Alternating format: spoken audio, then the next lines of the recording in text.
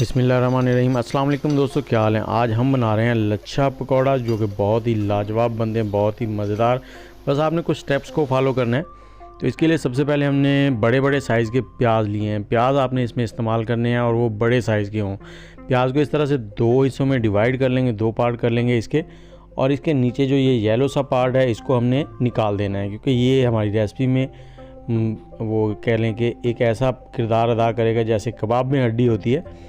तो इसको हमने निकाल लिया है। और अगला मरहला है इसकी कटिंग आपने इस तरह से करनी है। और कटिंग ज़्यादा मोटी ना हो, कोशिश करें बारीक हो। मैं आपको दिखाता हूँ कि किस तरह की कटिंग आपने करनी है।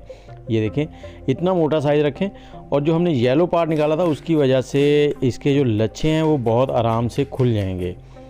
इस तरह से सारे प्याज़ों को हमने काट लेना है। 300 ग्राम प्याज लिए हैं हमने।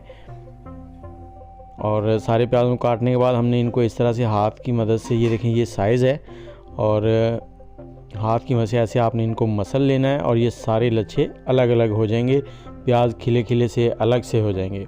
अब इनको डालेंगे एक बाउल में, बड़े से बाउल में। साथ ही कूटी हुई सुरख मिर्च है, वो 1 चाय का चम्मच।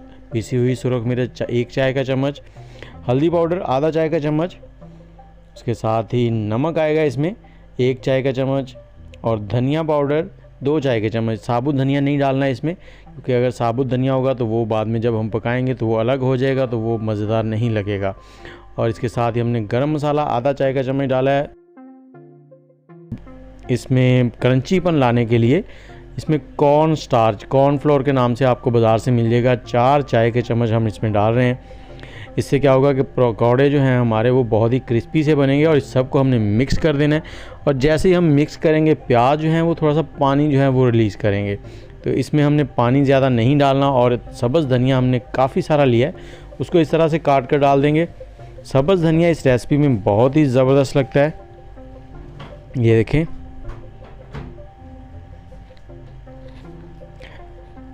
और अब इसको भी हम मिक्स कर देंगे। अच्छे से मिक्स करना है आपने। और ये मिक्सिंग में हम थोड़ा सा टाइम इसलिए दे रहे हैं ताकि जो नमक है उसकी वजह से प्याज जो है वो अपना पानी रिलीज़ करें और हमारी कंसिस्टेंसी जो है वो बहुत ही ज़बरदस्त सी बने।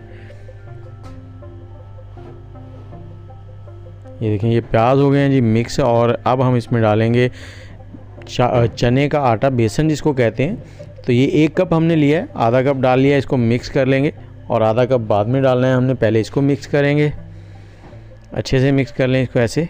और अब बाकी का जो मैदा आटा है, बेसन यानी कि इसे भी डाल देंगे।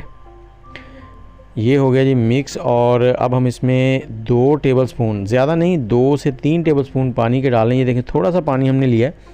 इसको मिक्स करेंगे और मिक्स करने में थोड़ा सा टाइम लग जाएगा, 4-5 मिनट। और इसी दौरान में प्याज जो हैं उन्होंने अपना पानी भी रिलीज़ कर देना। और ये देखें, ये बहुत ही ज़बरदस्त सा मिक्सचर जो है हमारा रेडी हो गया। एक तरफ हमने पैन में ऑयल भी रख दिया है, कढ़ाई में ऑयल हमारा गर्म हो रहा है। और आपने जो पकौड़े बनाने वो इस तरह से पकड़ने, इनको दबाना नहीं है, बस ऐसे ही नरम नरम से गोल मटोल से लच्छे जैसे बना के। और अगर आपके पकौड़े खुल रहे हों तेल में, तो आपने क्या करना है, इनको थोड़ा सा ऐसे दबा लेना, ज़्यादा नहीं दबाना। अगर ज़्यादा दबाएंगे तो वो फिर बिल्कुल गोल मोल से हो जाएंगे और मज़ा नहीं आएगा। इस तरह से इनको पकड़ना है और तेल में डालते जाएँ।